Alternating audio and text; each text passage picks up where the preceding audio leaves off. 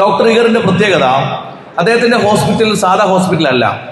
നമ്മളിപ്പോൾ ഹോസ്പിറ്റലിൽ പോയാൽ നമുക്ക് അപ്പം പേടിയാവും. മരുന്നിന്റെ മണം, ഡോക്ടർമാരുടെ വേഷം, നഴ്സുമാരുടെ വേഷം, അവിടെ എഴുതി വച്ചിരിക്കുന്ന ചോപ്പ് അക്ഷരങ്ങൾ, ഇതൊക്കെ കാണുമ്പോൾ നമുക്ക് പേടിയാണ്. ഡോക്ടർ ഇഗറിന്റെ ആശുപത്രിയിൽ ഇതൊന്നുമില്ല.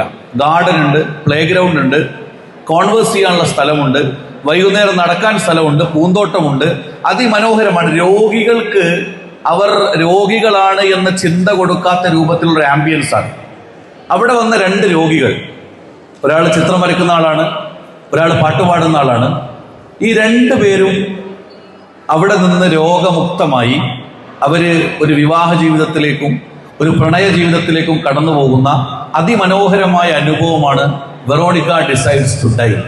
ഇപ്പൊ കഴിഞ്ഞ ദിവസം നമ്മൾ ആലോചിച്ച് നോക്കൂ, കേരളത്തിൽ ആത്മഹത്യകളുടെ കണക്ക് കൂടി വരികയാണ്. ലോകത്ത് ഏറ്റവും വലുതെന്താ?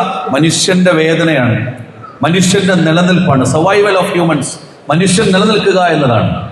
അത് ഇല്ലാതെ പോകുമ്പോൾ ലോകത്ത് വലിയ സങ്കടം ഉണ്ടാവും.